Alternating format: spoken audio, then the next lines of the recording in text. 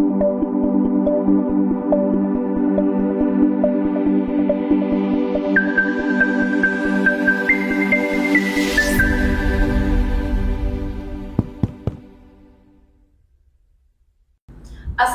warahmatullahi wabarakatuh. Welcome to GSS Podcast bersama saya Enggita Fauzia dan rekan saya Indriana yang akan menemani perbincangan kita pada hari ini. Selamat datang di GSS Podcast, ruang diskusi inspiratif yang membahas dunia kerja, manajemen, dan kolaborasi profesional. Pada kesempatan kali ini kami merasa terhormat karena kedatangan narasumber istimewa dari dunia perbankan, yaitu perwakilan dari Bank Mandiri nih, Indri. Oh iya, Mbak, siapa Mbak? Ya, yaitu ada Branch Manager dan Branch Operasional Supervisor Bapak Agung Armedi dan Ibu Laura nih, Indri. Salam kenal ya Pak ya. Mungkin tentang apa kabar Pak? Ibu? Alhamdulillah sehat. Puasa? Puasa kalau saat ini. Mungkin kalau haus nanti kita minum. Aduh. Jangan dong, maghrib ya Pak. Oh iya.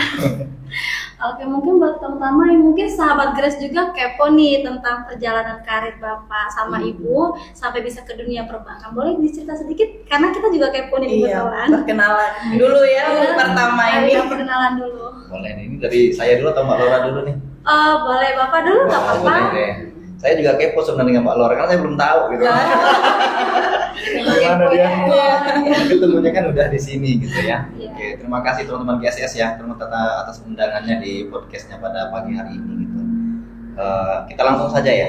Iya. Jadi awal kita masuk Mandiri pada dasarnya itu nggak nembak Mandiri sih sebenarnya. Jadi maunya masuk bank aja gitu kan. Karena ketika kita masih muda ya, waktu kita milenial masih muda lah ya. Jadi kerja di bank itu wah keren gitu kan. Iya. Melihatnya berdasi atau seperti apa gitu kan. Nah, tapi ternyata masuk dunia bank itu yang memang keren pada dasarnya gitu kan. Nah, perjalanan karirnya ini sebenarnya saya juga dari outsourcing. Oh, dari outsourcing Iya, juga ya, jadi di Pak? Bank Mandiri itu juga ada outsourcingnya. Jadi ketika itu awalnya masuk melalui outsourcing, jadi salesnya Bank Mandiri itu dikelola oleh outsourcing. Salah satunya pegawai outsourcingnya itu saya. Jadi seiring berjalannya karir, jadi di Bank Mandiri ini kan ada tahapannya ketika kita itu mempunyai angka prestasi.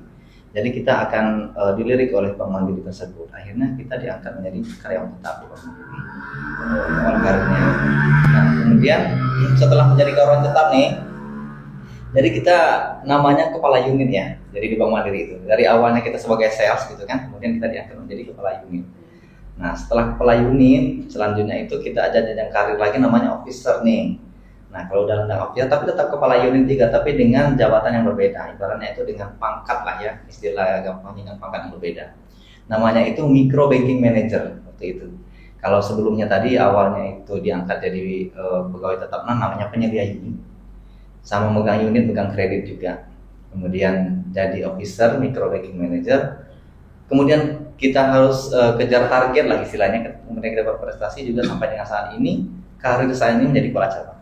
Itu perjalanannya. Luar biasa ya, Iya. Indri. Kalau didengar mulus ya Mbak. Iya, kalau didengar sih tapi pada dasarnya gini, perjalanannya itu perjalanan karir ya. Ini Iya. saya masuk di Bank Mandiri ini mulai dari tahun 2012. Wah, udah lama ya. Udah Pak, lama ya. kan? Udah lama dong ya. Jadi dari awal saya ketika outsourcing, kemudian kita menjadi officer dan menjadi kepala cabang sekarang itu berproses. Nggak tiba-tiba saya ujuk-ujuk ya istilahnya. Iya. Udah sekarang ya langsung jadi kepala cabang enggak. Gitu. Semuanya ada prosesnya ya, Pak, Iya, ya. kalau dari 2012 ke 2026 itu berapa tahun ya? Itu udah 14 14 ya, 10 lebih Pak. lumayan lama dong. Udah lama. Iya, gitu. Jadi Udah lama. seperti itulah perjalanan karir saya. Gampang ya. Kalau di Gampang ya ceritanya, gampang. Kalau dijalaninnya udah panjang banget Iya. itu, Pak. Kalau dari Ibu Lauranya gimana? Kalau dari aku kebetulan untuk perjalanan karir di Bank Mandiri itu pertama kali masuk dari Mandiri itu nggak jauh beda sama Pak Agung. Pak Agung 2012. 2012 saya 2013. 2013 pertama kali masuk Setahun ya? Mandiri. Setahun. Tapi kan untuk masuk kerja di Bank Mandiri seperti kata Pak Agung tadi kan memang impiannya kan kayak lihat ini karyawan yang berdasi pakai seragam Brandingnya bagus ya. keren. Iya. Jadi begitu selesai kuliah kan coba dimasuki lamaran ke Bank Mandiri. Kenapa pilih Bank Mandiri? Karena kan di Bank Mandiri itu menjanjikan untuk berkarir. Dengan asalkan mencapai target, dengan mempunyai attitude yang bagus dan banyak memenuhi standar kan, yang seperti sudah dicapai oleh Pak Agung tadi. 2013 kebetulan saya masuk itu nggak langsung ke outsourcing kayak Pak Agung, karena di Mandiri kan banyak jalur, yang ini jalur outsourcing, ada yang langsung officer. Kebetulan saya tuh langsung ke under Mandiri. Under Mandiri itu kayak misalnya kalau PNS itu CPNS-nya dulu. Pegawai tetap ya. Langsung pegawai tetap, 2 tahun pegawai tetap, evaluasi kinerja, kemudian menjadi pegawai tetap. Dengan beriringnya waktu, alhamdulillah sekarang di posisi branch operational supervisor. Udah lama juga berarti ya Mbak ya. Kalau boleh tahu perjalanan karirnya itu memang udah dari Lubuk Linggau apa udah pindah nih Pak? Kalau Udah saya pindahan. ini udah kepindahan saya yang keberapa ya? Kelima kayaknya. Oh. Jadi awalnya sih di Bengkulu ya. Jadi Iya. di Bengkulu, kemudian saya ke Bengkulu Utara, ke Bengkulu, ini udah hampir keliling ya. Tapi memang daerah selatannya belum ya. Pernah sekali di daerah selatan sekali. Nah kemudian masuk ke Sumsel itu di Kabupaten Oku ya, Ogan Komering Ulu. Oh. Di posisi di Kota Batu Raja waktu itu. Di Kota Batu Raja ini pun nggak di tengah kotanya, tapi di kecamatannya, namanya daerah Batu Marta gitu. Baru kemudian ke Kota Palembang, ke cabang Bangau ya namanya, kemudian baru ke Lubuk Linggau. Jadi kalau udah posisi officer apalagi kepala cabang atau branch manager itu kita siap keliling. Oh. Kelilingnya bukan keliling Sumatera loh, kelilingnya keliling Indonesia. Indonesia. Iya. Berarti siap ditempatkan di mana aja ya itu Pak Bu ceritanya, ya? harus siap ditempatkan di mana aja. Berarti Nes boleh di Bengkulu Selatan ya Pak. Hah? Kan belum ke arah selatan tadi. Iya. Nes boleh dong. Kalau dari ibunya? Kalau dari saya udah berkeliling juga, tapi masih di lingkup wilayah Lubuk Linggau dan Musi Hapas. Oh. Masih di daerah Udah ke berapa? 5 cabang kalau nggak salah. Udah ke- 5 cabang juga ya, Hmm. berarti udah panjang juga Iya. perjalanannya ya. Oke, berarti kita langsung aja ya Bu ya, karena perjalanan karir udah kita bahas nih, kita Boleh. langsung masuk ke dunia perbankan aja. Hmm. Bagaimana sih Pak Bu di dunia perbankan ini untuk kita beradaptasi dengan teknologi digital saat ini? Karena kan semakin berkembang ya digital, makin tambah tahun makin berkembang juga, Iya. makin canggih. Hmm. Nah itu gimana cara adaptasinya perbankan sama teknologi yang sekarang? Oke. Jadi sekarang itu kita kebetulan ya, ini bukan kebetulan tapi memang manajemennya Bank Mandiri itu sudah melihat ini dari jauh-jauh hari sebenarnya. Tantangan digital ini kan seperti kita gampang mengingatnya itu dengan kata-kata pinjol ya. Benar kan? Iya. Jadi kalau bahasa perbankannya fintech gitu ya. Nah, jadi Bank Mandiri itu sudah menyiapkan tantangan itu dari awal. Jadi kalau ditanya gimana sih menghadapi tantangan ini di era yang serba digital gitu kan.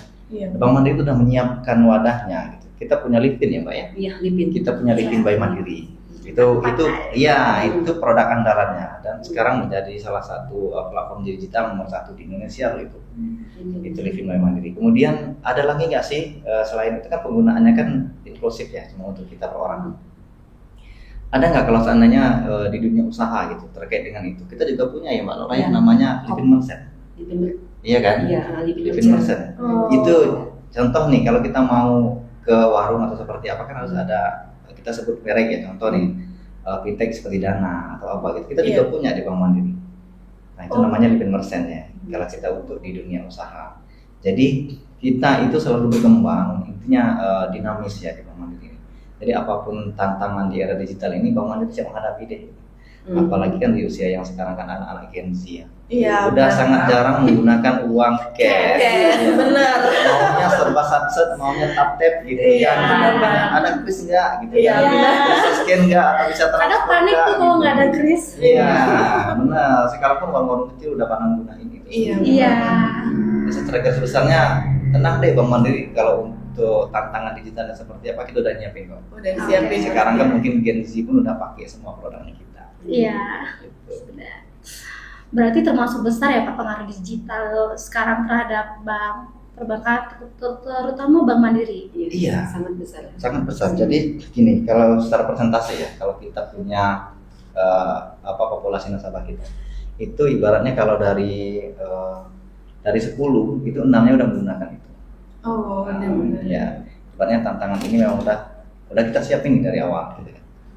Gitu. Mungkin ada teman Mbak Lora? Iya, Benar nggak? ditambahan satu lagi selain dari Mm-mm. produk andalan dari Bank Mandiri itu kan ada Livin Merchant, Ya. satu lagi itu Kopra. Iya. Iya. Kopra atau MCM yang biasa digunakan oleh badan usaha. Benar. Semua apa sih ini Kopra atau MCM itu? Kopra sama MCM itu sama kayak ini. Itu suatu wadah kan. Semuanya bisa di sana di Kopra. Untuk transaksi payroll perusahaan bisa, pembukaan rekening juga bisa di dalam Kopra itu. Cetak rekening koran juga semuanya bisa. Jadi semuanya udah lengkap di Kopra atau MCM itu. Lebih mudah ya Bu? Iya. Lebih menggampangkan. Berarti kalau buat data nasabah nih, kalau dengan di era digital ini jauh lebih aman atau menurut Bapak atau Ibu tuh lebih aman secara manual dibandingkan digital untuk menjaga keamanan data nasabah?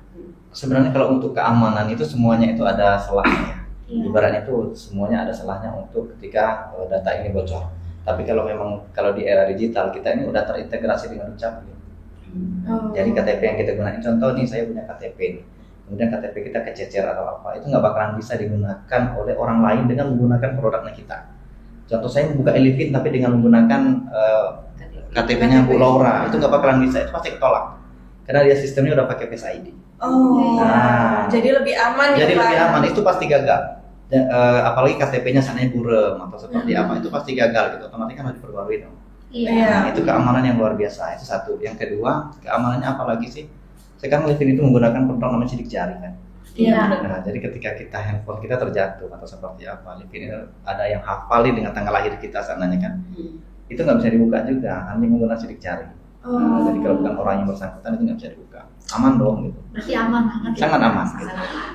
Kalau pertanyaan saya apakah dengan manual juga aman? Kalau manual udah pasti aman. Udah, iya. Kita udah simpan berkasnya di kantor kan, dan Iya. itu dijaga 24 jam. Ya, dan nggak mungkin bocor juga ya Pak? Iya, terkait dengan kita khawatir kan undang-undang PDP ya, perlindungan data pribadi kan. Iya. Dan kayak gitu.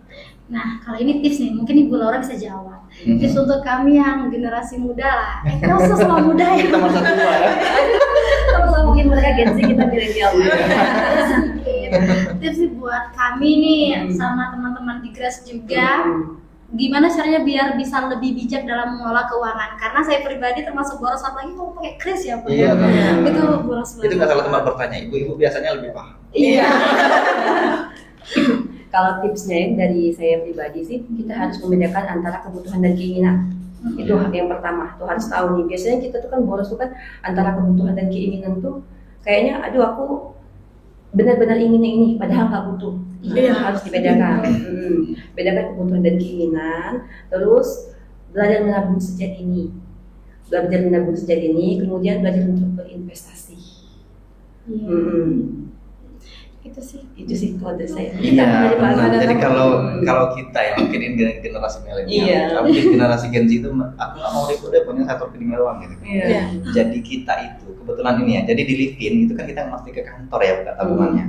Jadi tipsnya salah satunya itu harus pisahin deh, seperti yang kata Mbak Laura tadi. Mana sih untuk keinginan, mana sih untuk kebutuhan. Jadi kalau memang yang keinginan nih mungkin dipisahin di rekening yang berbeda nih. Jadi kita buka aja tuh di Livin. Jadi buka 4 atau 3 rekening gitu kan. Oh, kita kasih nama aja dong, ini untuk menabung, ini untuk biaya menikah kemungkinan Iya, kan, untuk menemukan jalan-jalan, gengsi atau benar. untuk jalan-jalan gitu kan, dipisahin. Dan tips yang paling bagus itu adalah berinvestasi. Kalau tabungan hari ini kita masukin, besok bisa keluar dong. Iya. Masih ada nih di tabungannya satu lagi gitu kan. Iya, benar. Pakai dulu deh, jajan dulu, beli apa gitu kan, apalagi sekarang kan mendekati lebaran gitu ya. Iya, benar banget, Jajan Pak. aja dulu deh gitu kan. Nah, salah satunya triknya ya berinvestasi. Ada nggak sih produk investasi? Ada dong, kita di Livin. Oh di iya. Livin ada ya, Iya, Pak? jadi di Livin itu lengkap. Jadi di Livin itu ada juga namanya produk investasi, termasuk investasinya milik negaranya, kita sebut dengan obligasi. Obligasi Kalau itu saran dari Livin. Bapak investasi yang cocok buat kami apa? Di Mandiri. Yang untuk yang Gen Z ya, Iya.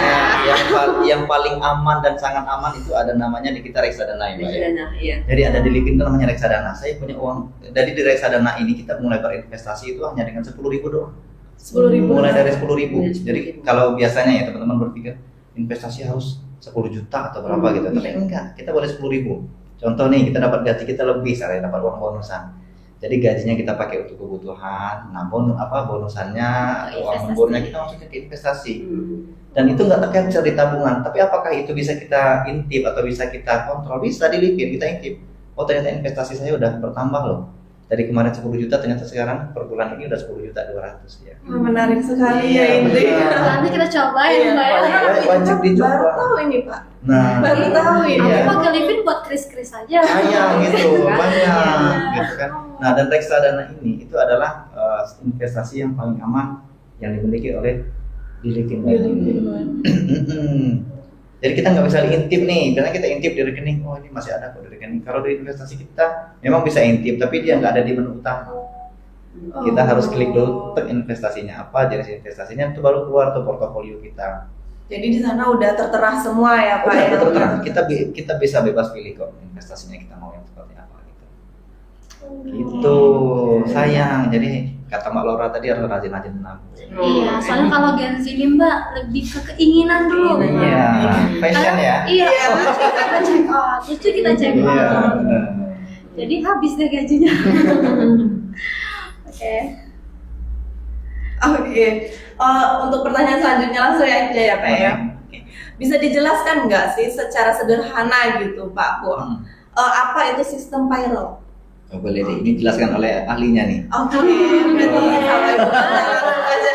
Jadi udah berkutik dengan payroll kan. Oh, Ya, untuk secara sederhana ya, untuk penjelasan mengenai sistem payroll.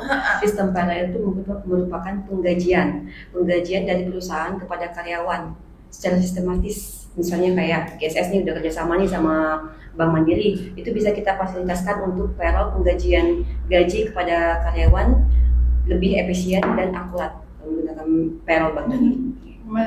Gitu. Mengenai sistem payroll sangat penting dalam operasional perusahaan gitu ya Bu ya. Untuk tips-tips yang dari Bank Mandiri nih Bu, gimana untuk cara penggunaan payrollnya itu sendiri Bu? Udah nggak? Dalam Kira-kira operasional dalam perusahaan. operasional Dalam perusahaan. perusahaan Iya. menggunakan payroll. Seperti mungkin agak bersinggungan ke yang produk kami tadi ya. Untuk Iya. tips-tipsnya itu kan penggunaan payroll. Payroll itu kan bisanya ada secara manual kan, Iya. ada yang secara langsung melalui platform kami itu Kopra. Itu Iya. kalau manual kan ribet kan, ngetik satu-satu, takutnya nanti ada kesalahan angka, kesalahan nama dan segala macam, mungkin human error lah ya. Iya. Sedangkan kalau melalui Kopra atau MCM tadi, semuanya itu terdeteksi dan nggak akan salah. Jadi misalnya ada 100 karyawan, misalnya di nomor 89 atau 90 ada yang kita typo nih, salah lebih satu angka untuk nomor rekening, maka dia nggak akan masuk ke rekening karyawannya. Oh. Jadi kalau menggunakan payroll di Bank Mandiri, terutama digunakan Kopra atau MCM tadi, datanya lebih akurat. Kalau ada kesalahan satu angka atau kesalahan nama, maka dia nggak akan masuk. Jadi sekali kita merekap data, sekali enter, langsung masuk ke 100 karyawan. Berarti sangat aman itu sangat ya. aman dan sangat efisien waktu. Iya. Emang cocok berarti buat perusahaan ya Bu ya? Iya. Berarti itu juga termasuk penjelasan tentang kerjasama antar perusahaan sama sistem payroll mandiri ya Bu? Iya. Kalau misalnya untuk fasilitas dari Bank Mandiri sendiri apa aja Bu yang disediakan untuk sistem payroll ini? Yang tadi itu Kopra atau MCM fasilitas yang di sana. Dan juga biasanya kan menggunakan token kalau kita kan dari Bank Mandiri. Ya, token. Apalagi Jadi sederhananya gini, kalau kita kan payroll ya, kalau kita perorangan itu kan kita punya produknya namanya Livin. Iya Pak. Nah jadi kalau kita payroll itu kan arahnya ke perusahaan nih, kerjasama antara perusahaan dan Bank Mandiri seperti GSS kan ya. Iya. Nah, jadi GSS ini kita fasilitasi dari Bank Mandiri itu namanya Kopra. Kopra. Jadi Kopra ini sejenis Livin tapi yang dipakai oleh perusahaan, namanya Kopra gitu kan. Oh, Kalau iya. pribadi orangnya namanya Livin, lengket ke orang pribadi, tapi kalau lengket ke perusahaannya namanya Kopra. Tujuannya buat apa sih? Jadi tujuannya itu buat sistem penggajian payroll tadi. Jadi administrasinya di teman-teman GSS gitu ya. Jadi punya database nih, gajinya berapa, THR-nya berapa, tunjangannya berapa. Jadi di input di Kopra, di enter, langsung masuk ke semua penggajian. Semua pengajiannya Pak. Nah gitu. Jadi kita untuk menghindari kesalahan. Contoh nih, kalau sana ini manual kan kita yang posting di kantor. Nah sedangkan kalau di Kopra kan teman-teman dari administrasinya GSS sendiri dong Iya. yang tahu berapa angkanya sekian gitu. Tapi kalau kita secara manual nanti khawatirnya kita yang di kantor input seharusnya inputnya 2 juta gitu kan, terinputnya 200.000. Nah menghindari yang kayak gitu-gitu. Jadi angkanya udah gampang. Jadi integrasinya itu gampang kok, bagus gitu kan dengan menggunakan Kopra. Iya, Gitu. lebih efisien lah ya Pak ya.